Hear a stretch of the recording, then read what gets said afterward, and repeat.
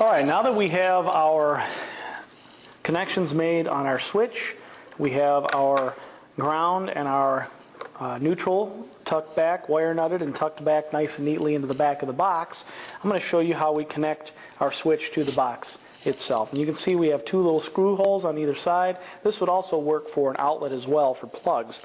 And what I'm going to do is I'm going to take my two screws here and I'm going to line them up, carefully sliding my wires back into the box, and I'm just going to simply push that bottom screw in and the top one as well.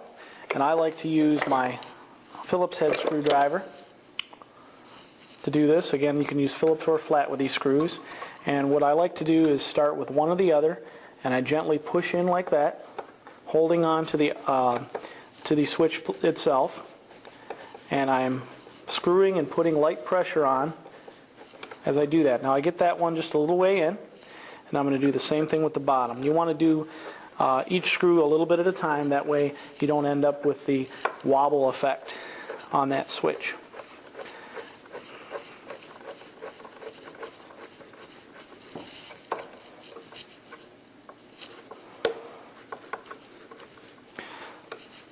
So I'm going to work back and forth, going from one to the next, top to bottom.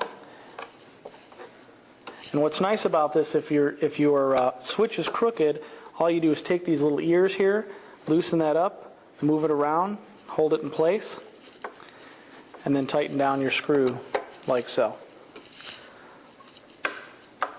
Now you have a nice, secure switch.